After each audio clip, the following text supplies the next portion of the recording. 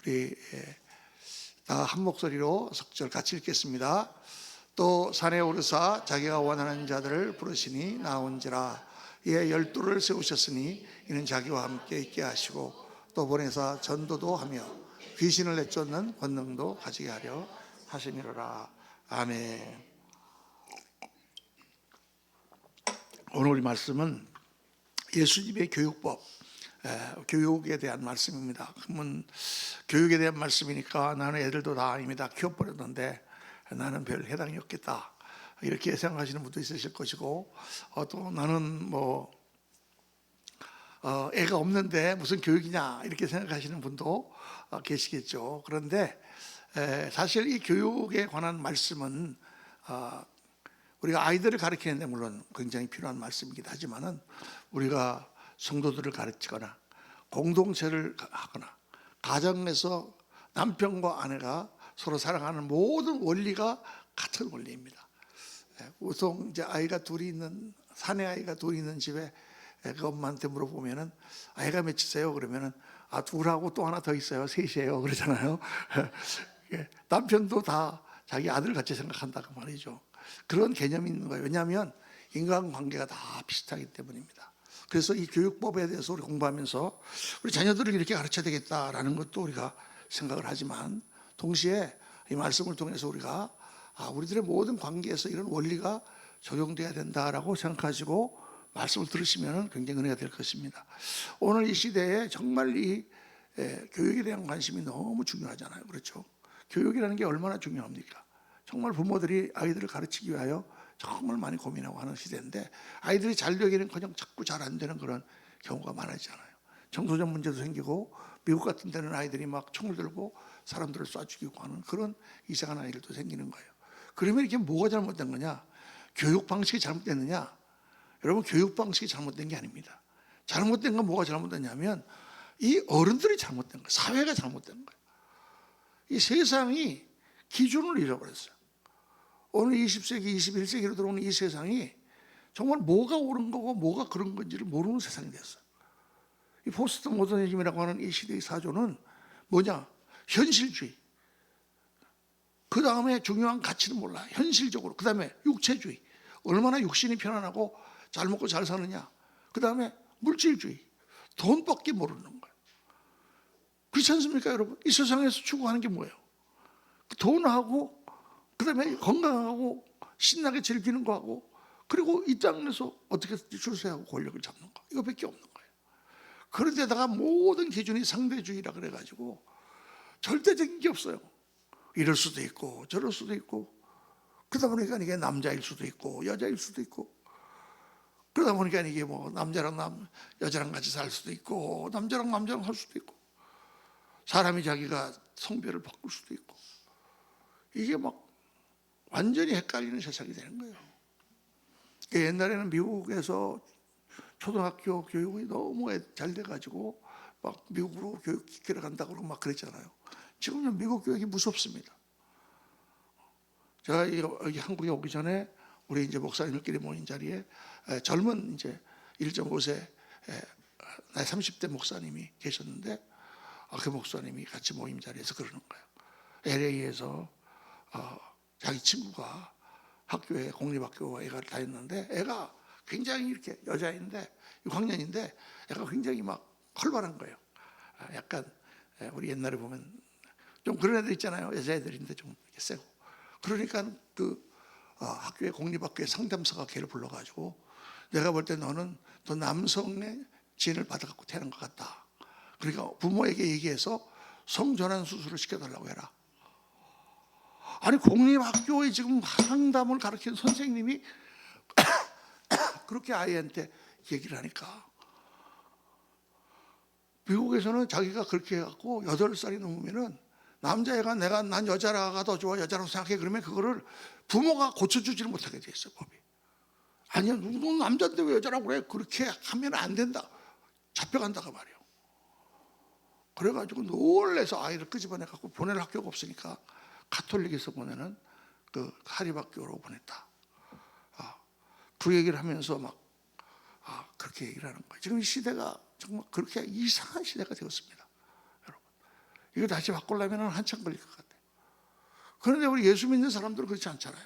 우리 예수 믿는 사람은 그런 상대주의가 아닙니다. 우리는 절대적인 진리, 하나님이 계시고 그 하나님 말씀 안에서 우리가 살아가는 사람들이란 말이에요. 그래서 성경에 보면은 잠언 22장 6절에 다 같이 한번 읽겠습니다. 마땅히 행할 길을 아이에게 가르쳐라. 그리하면 늙어도 그것을 떠나지 아니하리라. 여러분, 마땅히 해야 될 길이 있다고 말이에요. 인간으로서 우리가 어떻게 살아야 되는가? 어떻게 살아야 아름다운 인생을 사느냐, 행복한 인생을 사느냐, 가치 있는 인생을 사느냐, 한 번밖에 없는 인생을 보람되고 영광되게 사느냐가 딱 있다 그 말이야. 그 길이 하나님이 말씀하신 길이 있어요. 그러니까 우리 예수 믿는 사람들이 정말 이 혼잡한 세상 가운데서 어렵고 힘들고 외롭지만 우리가 그 길을 가는 거예요. 그러니까 우리가만 가는 게 아니라 우리 자녀들에게도 그 길을 가르쳐야 된다. 그래서 아무리 이 세상에 썩어도 그 가운데 정말 찬란하게 빛나는 하나님의 사람들을 우리가 키워내서 그들이 세상을 변화시킬 수 있도록 해야 됩니다.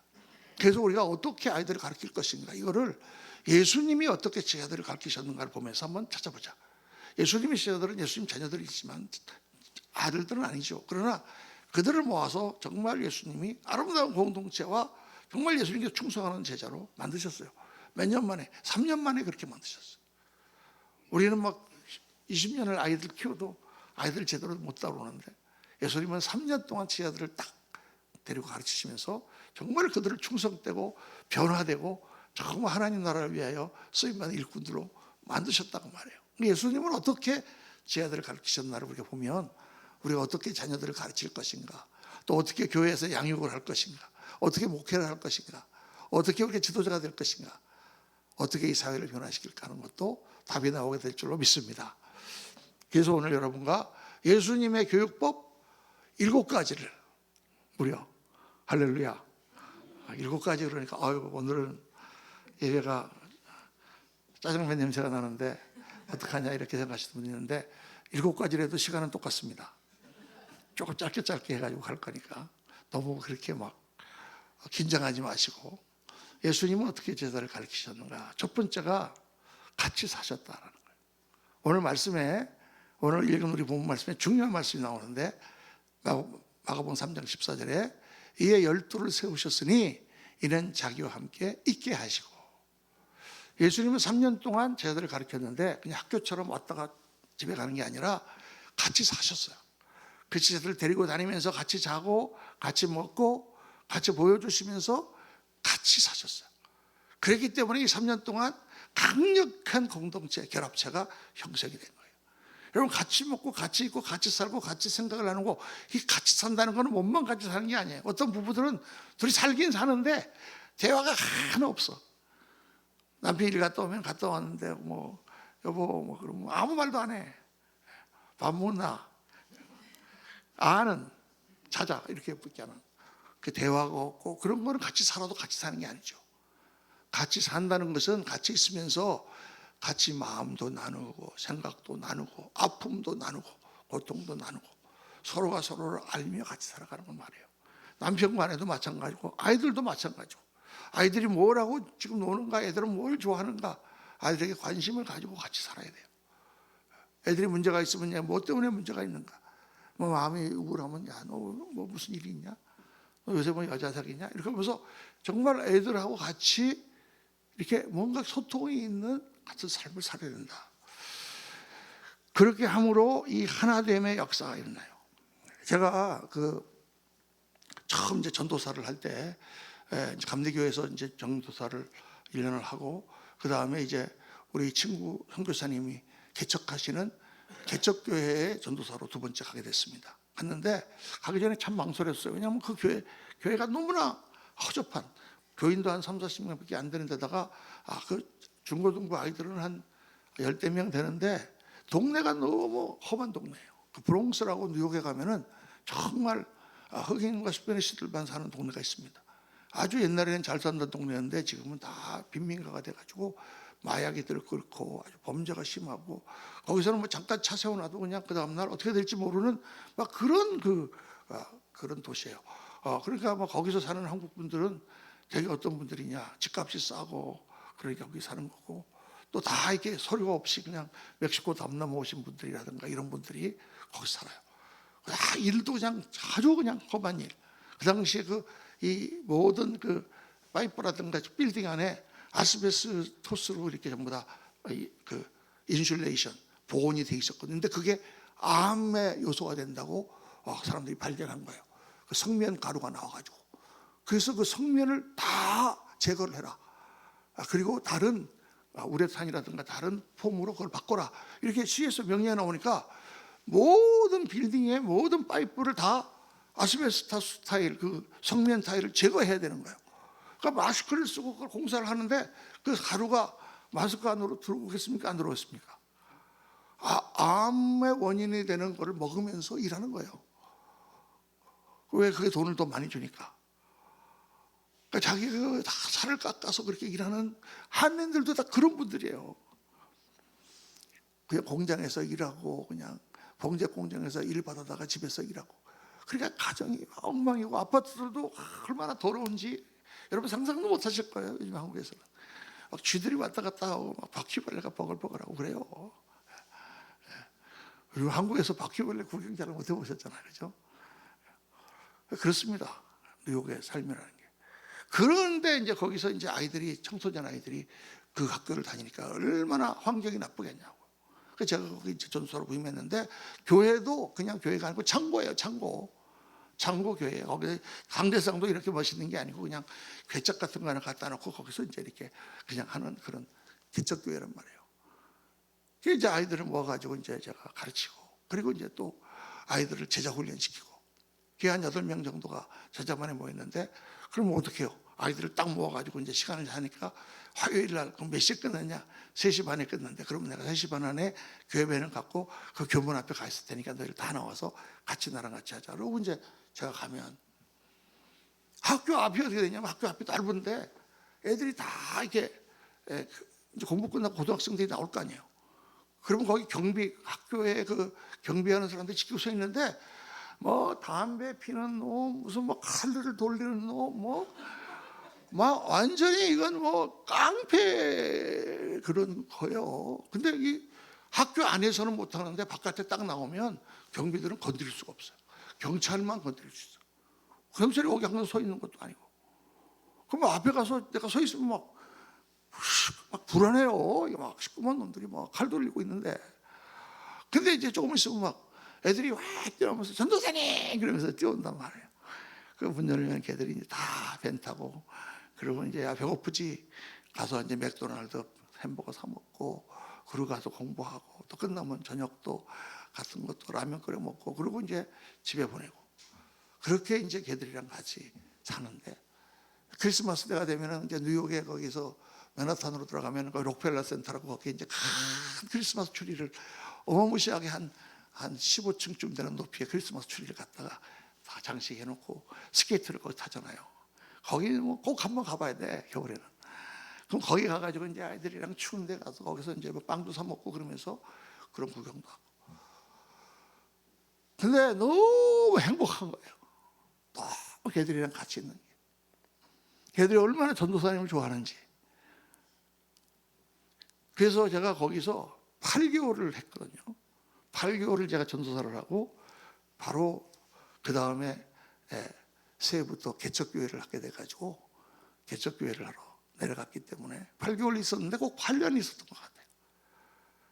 아이들이 너무 따르고 놀라운 거는 걔들이 다 잘 됐습니다. 정말 하나님 축복을 많이 하셔서 대통령상 탄의 일도 있고, 그리고 걔들이 나중에 이제 대학교 갔다가 4년 뒤에 5년 뒤에 다 우리 교회로 왔어요. 할렐루야. 그래서 우리 교회 청년부가 그냥 버글버글했어. 정말 어떻게, 저는 아무것도 전도사니까 모르죠. 어떻게 그 아이들을 가르칠 것인가. 정말 그 쓰레기통 속에서 장미꽃을 뽑아내는 것 같은 그런 그 사역인데 어떻게 하느냐. 같이 사는 거예요. 같이 걔들이랑 놀고 걔들이랑 밥 써먹고 걔들이랑 같이 지내면서 그냥 서로 사랑이 생기는 거예요. 아이들을 내버려 두거나 그러지 말고 같이 있는 시간을 많이 만들어야 돼요.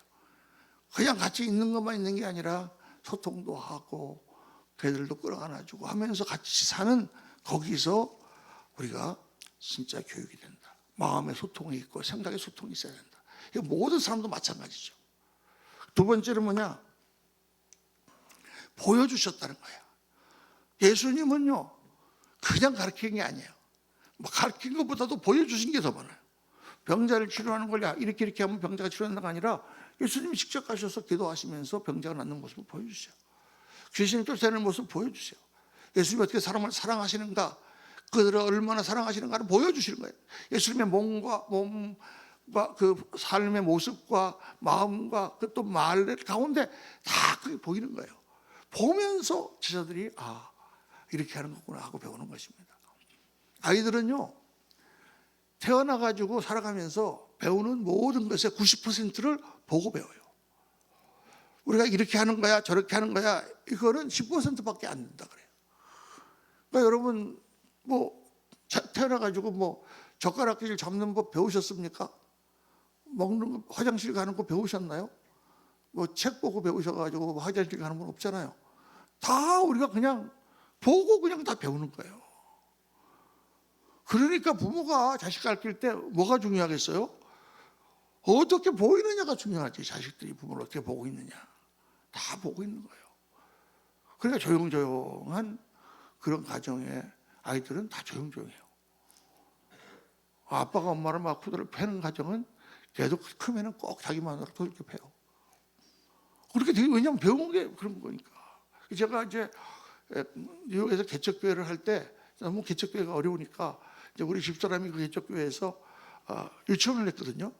그 유치원에 갖고 한 20-30명을 이제 모아가지고 이제 막 가르치는데 그렇게 해서 이제 교회에 좀 이렇게 보탬이 많이 되잖아요. 그런데 유치원 하는데 지나가다 보니까 애들이 이제 그 소꿉장난하고 있어요. 그런데 여자애가 이제 집처럼 생긴 이렇게 뭐 인형처럼 생긴 그런 거 이제 갖다 놓고 이제 문이 있는데 문을 뺑 열더니 다녀오세요. 그러니까 또 그 남자애가 알았어. 그러더니 또 이제 가더니 이제 일하러 간 거야. 돌아오는데 얘가 그 3살짜리에 3살짜리 만으로. 그런데 걔가 비칠비칠하면서 돌아와가지고 문을 팍 차면서 문 열어! 얼마나 웃기는지. 누가 그랬을까요?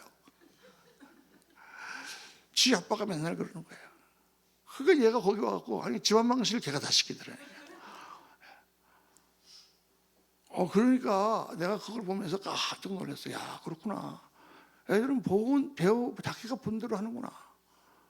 부모가 어떻게 살아가느냐를 아이들이 보고 부모가 열심히 집에서 책도 읽고 그렇게 하면 아이들이 책을 읽습니다. 집에서 열심히 드라마만 보고 있는 부모는 아이들이 드라마만 봅니다. 그러니까 이게 내가 잘 살아야 되는구나. 보여주는 것이 중요해요. 예수님이 뭐라고 말씀하셨습니까? 예수님 안에 있으면 자연히 닮게 된다 그랬잖아요. 내 안 포도나무의 나이는 가지니 너희가 내 안에 내가 너희 안에 있으면 어떻게 된다? 저절로 열매를 맺게 된다. 그래서 보임으로 그래서 어떻게 보이는지가 중요합니다. 첫째는 가르치셨다. 어떻게 가르치셨느냐? 그냥 가르치신 게 아니라 권위를 가지고 가르치셨어요. 여러분 가르치면 반드시 권위가 있어야 됩니다. 권위가 없는 가르침은 가르침이 되질 않아요. 목사님이 영적 권위가 있어야 말씀이 성도들에게 들어가요. 목사님이 권위가 없으면 누가 그 말을 듣고 따르겠습니까? 의사 선생님이 권위가 있어야 권위 있는 의사 선생님이 이렇게 하지 마세요. 그러면 따라합니다. 그런데 의사 선생님이 별로 권위가 없어. 믿어지지가 않아. 그러면 시켜도 그렇게 안 합니다, 여러분. 그러니까 이 권위라는 것은 굉장히 중요해요. 예수님은 어떻게 가르치셨느냐? 무사람이 그의 교훈에 논란이 그가 가르치는 것이 권위 있는 자와 같고 예수님은 한 말씀 하셔도 그 말씀이 하나님의 권위로 하셨단 말이에요. 하나님이 세상을 어떻게 창조하셨습니까? 말씀으로 창조하셨잖아요. 말하면 그대로 되는 게 권위예요. 자, 태웅아 이쪽으로 앉아라. 그러면 태웅이가 이쪽으로 앉으면 그 권위 있는 거예요. 안 앉으면 권위가 없는 거야. 예를 든 거예요. 그런데 안 앉아? 그럼 내가 가서 한 대 때리면서 안 앉아? 그러면 그 아이는 이 매가 무서워서 자기가 앉는 거지 권위 때문에 앉는 게 아니잖아요. 여러분 이게 중요합니다. 폭력적인 권위는 권위가 아니에요. 폭력의 권위지 그게 사람의 권위가 아니잖아요. 폭력이 무서워서 하는 거지. 그래서 우리가 옛날에는 뭐가 잘못됐느냐, 우리 한국의 교육이 폭력적으로 아이들을 가르쳤어요. 그래서 선생님이 권위가 없는데 뭐가 무서워? 매가 무서우니까 어쩔 수 없이 했단 말이에요. 이건 아주 잘못된 교육 방법이죠. 그런데 이제 인권이 발달하고 우리가 다 그런 폭력적인 건 없애야 된다. 폭력이 없어지는 건 좋은데 뭐까지 없어져 버렸어요? 권위까지 없어져 버렸어요. 그러니까 어떻게 되겠습니까? 더 나빠지는 거예요, 아이들은. 권위가 없는 선생님, 이거는 정말 아이들을 더 나쁘게 만드는 거예요. 권위가 없는 정부, 그렇기 때문에 문제가 많이 생기는 거예요. 목사님의 권위가 없는 교회? 그러면 그 교회는 개판될 거예요. 저는 옛날에 감독을 하면서 교회를 많이 이렇게 치리하러 다닐 때 그런 교회를 너무 많이 봤어요. 목사님 자신의 잘못도 있고, 성도들의 잘못도 있고, 잘못 가르친 것도 있고, 어쨌든 영적 권위가 서고 목사님을 존경하고 다 사람들이 목사님을 따르는 그런 교회는 정말 성도들이 많이 변화되고 복을 받습니다. 누가 복을 받아요? 성도들이 복을 받습니다. 목사님의 영적 권위가 무너진 교회는 성도들이 복을 못 받습니다. 그러니까 얼마나 목사가 어떻게 사느냐가 중요한지 몰라요. 그래서 아이들을 그렇게 가르쳐야 됩니다. 복 받는 길을 가르쳐야 돼요. 어떻게 사는 것이 복 받는 거다. 내가 정말 하나님 앞에 충성하는 것이 나에게 복이 되는 길이라고 믿으십니까? 우리 아이들에게도 너희도 하나님께 충성해. 그렇게 가르쳐야 돼요. 제가 우리 딸을 이제 시집 보내면서, 큰 딸을 시집 보내면서 뭐 해준 게 아무것도 없잖아요. 부모가 가난하고 뭐 목사가 가진 게 없잖아요. 그러니까 아무것도 안 해줬는데 내일이 이제 결혼식 날이에요. 그런데 제가 우리 딸을 불러갖고 이렇게 얘기를 했습니다. 야, 내가 너한테 해준 건 없는데 너 아빠가 목사니까 내가 하나님 말씀을 따라 너 앞으로 잘 살 수 있는 그런 축복의 말씀 하나 해줄게.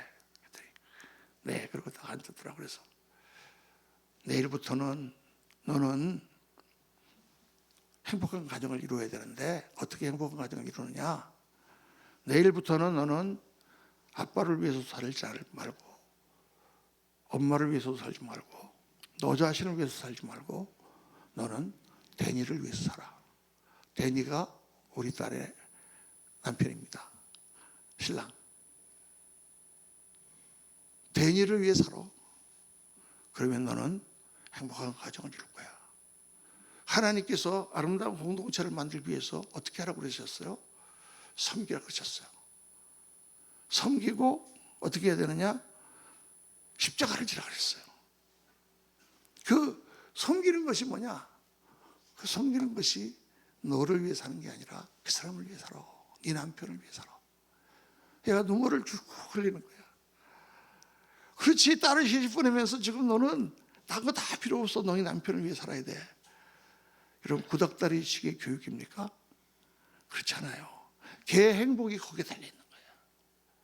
그게 성경 말씀이고 그렇게 하나님 말씀을 가르쳐야 돼요. 여러분, 내 새끼라고 이렇게 막 그게 아니라 네가 앞으로 갈 때 정말 바르게 하나님의 축복을 받는 삶을 네가 살아라.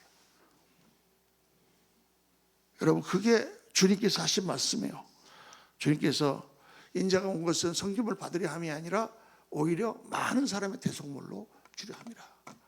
다른 사람의 허물을 덮어주고 그 사람의 허물을 대신 지고 십자가를 지는 것처럼 아이들의 허물을 부모가 덮어주는 거예요. 제일 바보 같은 부모가 나가갖고 자기 아이들 잘못된 거를 사람들에게 떠버리고 다니는 거잖아요. 그런 사람이 어디 있어요? 제일 바보 같은 아내가 나가갖고 자기 남편 못난 거를 사람들에게 떠버리고 다니는 거잖아요. 다 자기 남편이고 자기 아이들인데 어떻게 해야 돼요? 그 허물을 내가 쓰는 거예요. 그게 행복한 가정을 이루는 가장 중요한 비결이란 말이에요. 하나님 나라를 어떻게 세우셨습니까? 예수님이 십자가를 지심으로 하나님 나라를 세우셨잖아요. 우리 허물을 다 대신 넘어뜨셨기 때문에. 그래서 막 아이들을 우리가 사랑하고 그래야 되는데 정죄하면 안 돼요. 정죄하지 말고 잘 기다리면서 이해해 줘야 돼요.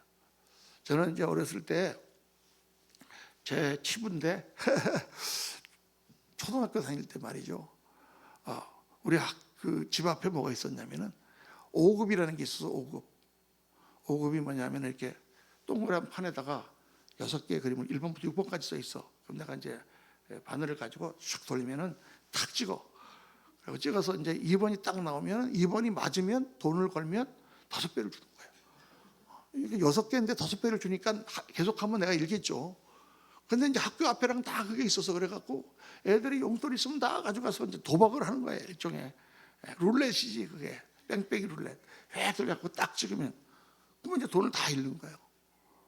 그런데 어느 날 딱 왔는데 우리 어머니 화장대 앞에 딱 어머니 지갑이 열려 있는데 거기 이렇게 1,000원짜리가 쫙 쌓여 있는 거야. 그냥 쓱 한 장은 집어넣어갖고 같이 가갖고 가서 그거 해갖고 또 다 잃었지. 그렇게 한 2번 그랬지. 근데 어느 날 우리 어머니가 싹 이렇게 있는데 야 형들아 근데 요새 이상하게 자꾸 지갑에서 돈이 없어지는 것 같아. 일하는 애가 그런 것 같아. 막 그러는 거예요. 가슴이 막 뜨끔한 거야. 저는 그때 정말 엄마가 모르는 줄 알았어. 내가 가져간 걸 모르고 나한테 그렇게 얘기하는 줄 알았다니까. 제가 순진해요 원래 좀. 우리 어머니가 몰랐겠습니까? 알지. 그런 아들한테 너 왜 그거 훔쳐갔니? 너 도둑놈이냐? 이렇게 정죄하지 않고 돈이 없어지는 것 같은데 이게 교육이에요 여러분. 틀렸다고 해서 바로 시작하고 그거를 나무라고 그거를 판단하는 게 아니라 그거를 보면서 그걸 가슴에 품고 돌려서 얘기하면서 자기가 스스로 고치도록 만드는 거죠. 제가 그동안에 절대 어머니 지갑에 손을 안 댔죠. 너무 무서워가지고. 그러니까 우리가 하나님 나라를 세우는 일에는 우리가 보이지 않는 게 너무 많은 거예요. 내가 참을 것도 인내하고 기다릴 때도 있고 때로는 덮어줄 때도 있고 때로는 그 사람의 허물을 내가 모르는 척하고 그냥 지나갈 때도 있고 그러면서 하나님 나라가 서는 것이지 다 일일이 꼬장꼬장 따져가지고 요건 틀렸고 요건 맞고 이렇게 하면 절대 안 됩니다. 제가 이제 뉴욕에서 목회할 때 그때 청년들이 많았다 그랬잖아요. 근데 그 청년들 중에서는 미국에서 자라는 아이들을 이런 아이들은 학교를 좋은 데 들어가는 아이들도 있었어요. 그 당시에 뉴욕의 콜롬비아 유니버시티라고 거기는 아이비리그입니다. 또 코넬 대학 다니는 그런 학생도 있었고 정말 좋은 대학이에요. 그런데 거긴 또 어떤 청년들이 있었냐면 배 타고 원양호선 타고 가다가 그냥 들어가고 그냥 불법으로 눌러 앉은 청년들도 있었어요. 배운 것도 별로 없고 그리고 그냥 다 길에서 좌판 깔아놓고 장사하고 그런 청년들이 있었어요. 걔들은 막 하루하루 살아가면서 그렇게 막 길바닥에서 뒹구는 아이들과 고급 그런데 다 섞여서 형 동생하고 전부. 그래서 너무 신기했어요 그게. 아니 어떻게 저 대학교 저렇게 좋은 데 다니는 애들이 저렇게 길바닥에서 젖밥 깔고 있는 그런 우리 형제들한테 형 하면서 맨날 따라다녔냐. 보니까 그 형들이 맨날 밥을 사주는 거야 애들한테. 그리고 자동차도 뭐 필요하면 빌려주고.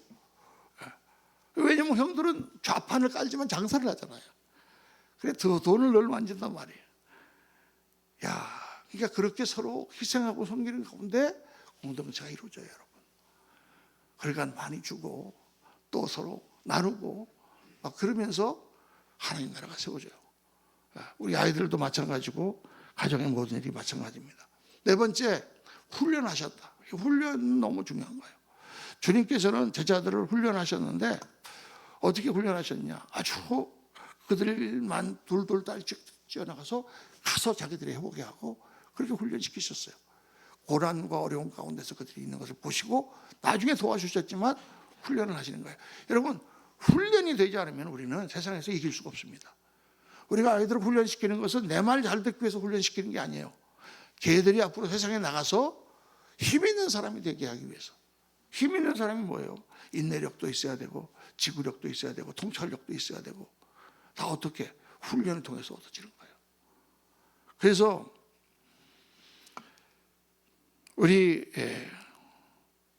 규칙을 만들고 규칙을 잘 지키도록 훈련하고 하는 것들이 굉장히 중요합니다. 그런데 오늘날 너무 훈련에 대해서 사람들이 잘못 생각하고 있어요. 아이들을 훈련시키면 이거는 애들을 잡는 줄 알고 학교에 가서 선생님을 갖다 때리고 그래. 정말 바보죠. 제가 이 영화를 여러분들에게 소개시키고 싶습니다. 이 영화가 누군지 아시는 분은 아마 없을 거예요. 왜냐하면 제가 중학교 때 봤던 영화니까. 이게 무슨 영화냐면 기적은 사랑과 함께라는 영화예요. 영어로는 The Miracle Worker. 이게 뭐냐? 헬렌 켈러라고 하는 사람 아시죠? 헬렌 켈러라는 여자가 있었어요. 그 여자를 사람으로 만든 설리번 여사가 그 아이를 가르치는 영화예요. 흑백 영화예요. 옛날 영화라서. 그런데 이 헬렌 켈러는 태어날 때 나면서 보니까 눈이 멀고 귀가 멀었어. 애가 듣지를 못하는 거예요. 말도 못해. 삼중고라 그러잖아요. 태어나면서부터 보지도 못하고 듣지도 못하고 말도 못해. 그러니까 완전 세상과 딱 막혀버린 거예요. 아무것도 모르니까 동물하고 똑같아. 본능으로. 걔가 잘하는데 걔를 어떻게 가르칠 것이겠어요. 숟갈을 줘주면 숟갈이 뭔지도 몰라. 그냥 밥 먹다가 막 던지고 손으로 먹다가 막 하고 화장실이고 아무데나 막 싸고 그냥 그렇게 잘하는 거예요. 얘가. 근데 그걸 어떻게 가르칠 수가 없잖아요. 보여줄 수도 없잖아요. 그러니까 선생님을 갖다가 과외 선생님을 여러 사람 데리는데 한 달도 못 있다가 다 나가는 거예요. 가르칠 수가 없는 거예요. 그런데 이 설리반이라고 하는 이분이 와가지고는 아이를 훈련하기 시작하는 거예요. 그 아이에게 이건 잘못됐어 때리고 다시 숟가락으로 먹어 안 먹어 또 먹여 안 먹어 또 먹여 안 먹어 그러면 밥을 안 줘. 그러면 고릴라처럼 가슴을 치면서 얘가 막 난리를 치잖아요. 그래도 안 줘. 그러면 이제 하다가 밥을 줍니다. 그러면 숟가락으로 딱 던져 또 밥 뺏어.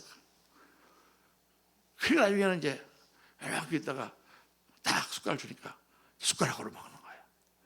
왜냐하면 먹어야 되니까. 그런데 그 훈련을 하는데 제일 방해되는 사람이 누구냐면 엄마야. 헬렌 켈러의 엄마. 엄마가 그걸 못 보는 거예요. 한 번은 내 애한테 밥을 안 줘? 막 옆에서 있다가 가라고 그냥 밥을 갖다 주는 거야. 그러지 말라고 아무리 그래도. 그럼 어떻게 되겠어요? 또 엄마가 밥 갖다 주니까 엄마만 가서 찾는 거예요. 엄마만 붙들고 안 들어주고. 그래갖고 선생님이 그만뒀다가 이런 여러 가지 스토리가 여기 나오는데 결국은 집을 따로 얻습니다. 그 집이 있는데 그 별채를 얻어가지고 엄마 아빠 절대 출입금지 선생님하고만 얘만 있게 해가지고 그 안에서 그 아이를 가르쳐요. 그래서 아이를 모든 걸 훈련을 한 다음에 마지막에 이제 물건에 이름이 있다는 걸 가르쳐주기 시작합니다. 그러니까 이름이라는 게 뭔지도 모르잖아요. 그러면서 이제 물을 이렇게 펌프에서 나오는 물을 하면서 워터 하면서 이제 이걸 계속 손을 하면서 손가락으로 하는데 처음에는 그게 뭔지 모르죠. 근데 계속 반복하니까 어느 날 얘가 이거 워터구나 하고 손가락으로 수화를 시작하는 그걸로 영화가 끝납니다. 그래서 이 헬렌 켈러가 아주 훌륭한 사람이 되잖아요. 나중에 이거를 보면서 제가 교육은 훈련이라는 건 바로 이런 거다. 이 영화를 꼭 한번 봐야 돼요. 요즘에는 이렇게 감동적인 영화가 잘 안 나와. 트랜스포머 같이 이상한 영화만 나오고 그냥 때려부수는 것만 나오고 이런 영화가 정말 중요한 영화예요. 한번 제가 비디오를 사왔다 한번 우리 교회에서 한번 교육 영화를 한번 상영할까라는 생각인데 여러분 어떠세요? 정말 좋은 영화입니다. 그렇게 아이들을 훈련시키는 게 필요한 거예요, 여러분. 그래서 때로는 마음이 아프지만 안 돼 그랬으면은 너 이렇게 하면 안 돼 그러면 마음이 아파도 그 약속을 지켜야 되니까 약속을 지키는 아이로 자라야 되니까. 근데 안 했다가 얘가 오면 그래 하고 들어준다던가 그러면 안 돼요. 제가 옛날에 우리 교육 설교를 많이 했었거든요. 옛날에는 우리 젊은 부부가 많아가지고 아이들을 할 때 그냥 막 그랬어 맨날. 제발 좀 애가 잘못했는데 엄마가 잘못했어 미안해 소리 좀 하지 말라고. 뭐 이렇게 하다가 얘가 막 미안해 미안해. 아 왜 미안해? 밥 주는데 밥 더 집어던진 지가 잘못이지. 그리고요 이게 지나가다가 얘가 여기 땅 부닥치잖아요. 딱 해갖고 그러면 아마 미안해. 그리고 떼찌 하고 이걸 때린단 말이야. 아니 색상이 무슨 잘못이 있어? 애가 지나가다가 쥐가 부닥친 거지. 그러면 네가 앞으로 조심해야지. 앞으로 그러지 마라. 이렇게 얘기를 해야 되는데 우리 한국 엄마들은 떼찌 그런단 말이야. 다른 사람들에게 핑계를 대는 걸 가르치는 거예요. 어렸을 때부터. 내가 잘못했는데 내가 잘못한 것은 책임을 져야죠. 이런 교육 방법이 너무 잘못된 게 많은 거예요. 우리가. 권위를 가르치고 섬기고 사랑하면서 훈련하고 올바른 것을 하나님의 뜻 가운데 가르치는 것입니다. 아까도 말했지만 사랑하는 거. 사랑은 뭐예요? 판단하지 않는 것입니다. 예수님은 제자들을 끝까지 사랑하셨다 그러셨어요. 또 맨 마지막으로 제일 중요한 것은 기도하는 것입니다. 예수님도 제자들을 위해서 많이 기도하셨어요. 말씀 보면은 오늘까지도 다시 살아나신 그리스도 예수는 하나님 우편에서 우리를 위하여 간구하신다 그러셨어요. 기도보다 더 힘 있는 교육 방법은 없습니다. 자녀를 위해서 많이 기도하시고 기도를 그냥 하는 게 아니라 얘 무슨 좋은 대학 가게 그렇게 기도하는 것보다도 그것도 중요하지만 더 중요한 것은 기도하는 가운데 걔가 어떤 아픔을 가지고 있나 어떤 것이 문제가 있나 어떤 마음으로 상처를 입었는가 이런 것들을 영으로 깨닫는 게 더 중요하죠.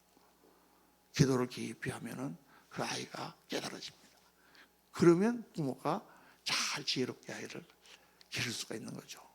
여러분들도 자녀들이라든가 어려움이 있으면 많이 기도를 해보시고 또 사랑 가운데 절대 정죄하지 말고 이해해 주면서 그들을 한번 품에 안아 보십시오. 그러면서 놀라운 변화의 역사들이 나타나게 될 것입니다. 결론적으로 교육은 긴 여행과 같습니다. 끝까지 가는 거예요. 한번 해보고 안 되면 끝나는 게 아니라 꾸준히 피와 땀과 눈물로 그렇게 가르쳐서 하나의 작품을 만들어내는 것입니다. 물건 하나가 고장나도 그거를 고치고 다시 만드는 게 어려운데 사람을 만들고 새롭게 하는 게 얼마나 어렵겠습니까? 오늘 말씀을 깊이 묵상하시면서 하나님 우리 자녀들과 주위에 있는 사람들과 정말 예수님의 그 교육 방법, 예수님의 가르치신 방법을 묵상하면서 그렇게 지혜로운 하나님의 사람으로 사람들을 변화시키는 그러한 저희들 될 수 있게 도와주옵소서. 기도하시는 저와 여러분 되시기를 예수님 이름으로 축원합니다. 우리 기도 한번 같이 한번 하시면서 하나님 우리 가정에 우리 자녀들 도와주옵소서.